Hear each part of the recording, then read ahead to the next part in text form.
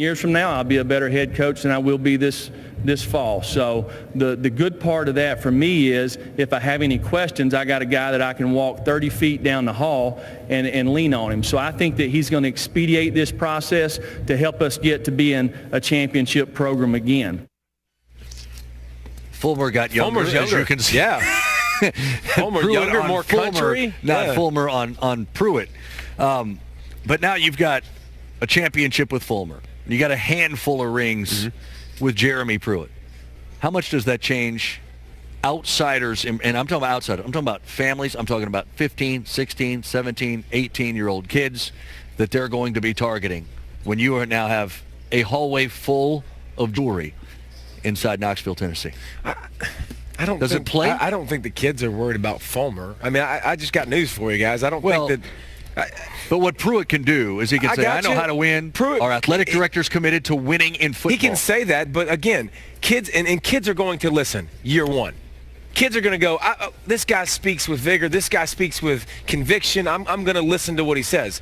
If you don't win, you can tell me about your message all you want. It doesn't matter. So how long does he have to win? How long does he have before he loses? You can sell your message for 1 year as you recruit. I was left this, I was left that. Year two, if you don't start producing, you're not going to build a program that people are going to go, oh my God, I want to go to that. That's just fact, guys. I mean, you have to win. You can sell me all the bill of goods and you can show me all those rings that Saban helped you win, that Jimbo helped you win. You're going to have to do something on your own to make me buy into your university. Yeah, the problem is now the expectation level is ramped up so fast because we've seen Nick Saban at Alabama year two start the season 12-0. We've seen Kirby Smart almost win a national championship in year two. We've seen Urban Meyer win a championship in year two. Gene Chizik. We've seen Gene Chizik win a championship in year two. The problem now is it's so accelerated that in my eyes, it takes 4 years to build a program, especially when you're changing philosophies. They're going from spread to pro style. They're going from 4-3 to 3-4. I mean, they're changing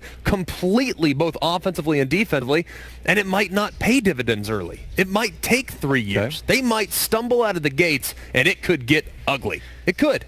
The personnel is just not there As an analyst, how many years down the road will you give this program to become one that's competing for Eastern Division championships before you're ready to deem it a successful hire or a failed hire? You have to look at year three. That's when year three is the year you circle. Are you trending up or are you trending down? If you're trending down, be concerned. If you're trending up, okay, stay the course. See, I'm year two.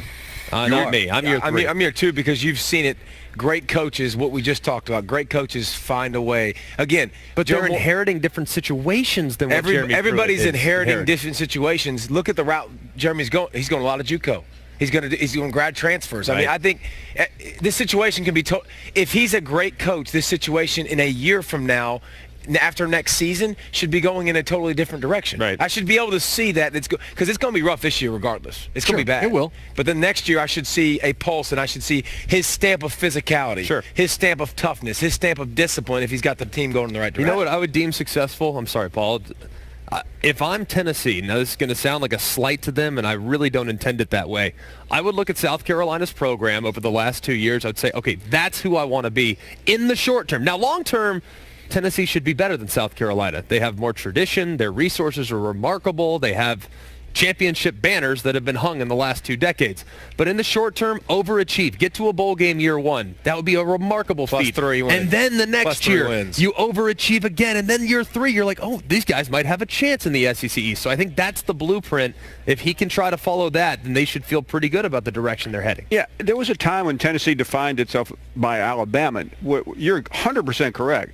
Tennessee fans have to look at South Carolina, Kentucky, Vanderbilt, games that they have been dropping all over the board, and if you can get those back, then you can make the next progression to the big boys. But Tennessee's not there yet, and I think somewhere between 2 and 3 years, you're going to know. It's really going to be in recruiting, and I think that's an issue because where does Tennessee go, and exactly who do they beat in recruiting in this league right now? You talk to the fan base. That's a tough spot. I think it's the toughest. I think the job today, and Paul, you've followed this program forever. I think the job at Tennessee today is tougher than it's ever been in recent memory because of the strength of Clemson in the Carolinas, the strength of Georgia, obviously in the state of Georgia, which are their background in recruiting, the strength of Alabama and Auburn, and the strength of all the coaches and programs in the state of Florida. I think it's harder to recruit to Tennessee now than it's been in many, many decades because of the strength of all the auxiliary programs around them. When we talk, you say word. year 3, you can make judgment. Year 2, you can make judgment. Paul said 2.5. You talk to the fans every day. How many years before the mass of fans will safely decide success or failure? Well, Tennessee fans right now are unified for the first time in a long time. Yeah, they acted like they bought into the former coach, but there were always issues there. So I think the bowl game or getting close to a bowl game is critical. The bowl game would just be unbelievable. But they will stay on board as long as this program, David, as you said, is going up the hill. The second it looks like it's wavering, then they'll start splintering because there is enthusiasm in Knoxville right now, but there's a lot of doubt. There are so many hangover effects of the administration bungling pretty much everything there. But there is no optimism. I think I'm talking about this year. No, there is no. I don't think there's any Tennessee fans. So this isn't that are A&M going, saying we've got Jimbo Fisher and Dan Mullen in Florida. I mean, these people are really not sure what they have. A good guy and a good man, and yeah, his lineage all over the place is great, but they're not optimistic about beating Florida. I think they just understand that if they go to a bowl game this year, it's a pretty good year. 6-7 wins. I think 90% of realistic Tennessee fans are going to be like, okay, that was a pretty good season. They start with a toughie. Mm-hmm. West Virginia is going to be a top 15, top 20 team. Yeah. In Charlotte.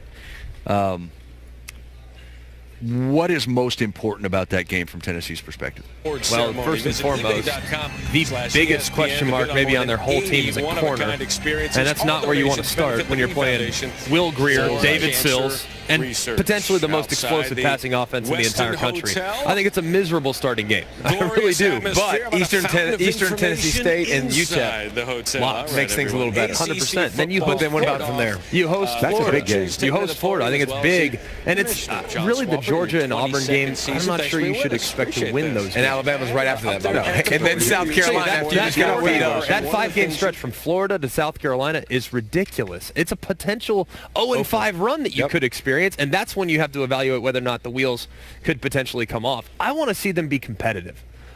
They might not win all those games, but don't lose 41-0 to Georgia.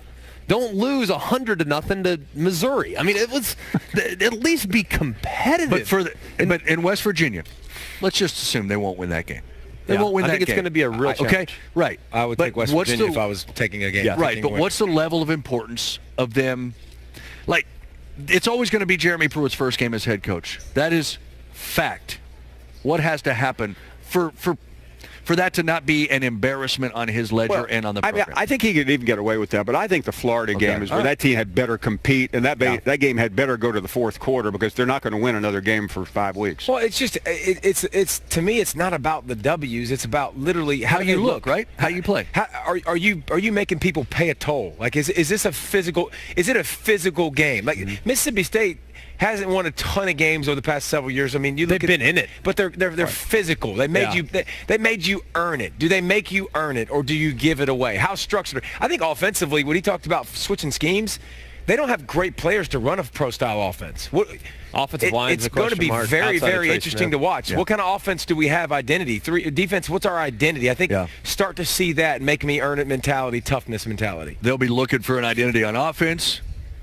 One team that will not, and will put up huge numbers, and will score a ton of points, is Missouri. We start looking into what was, over the course of the season when it was finished, the most prolific offense in the SEC a year ago. Almost everybody's back, though with a new coordinator, the guy Tennessee fans remember well. We'll dive into the Tigers of Mizzou when we get you back in the ATL.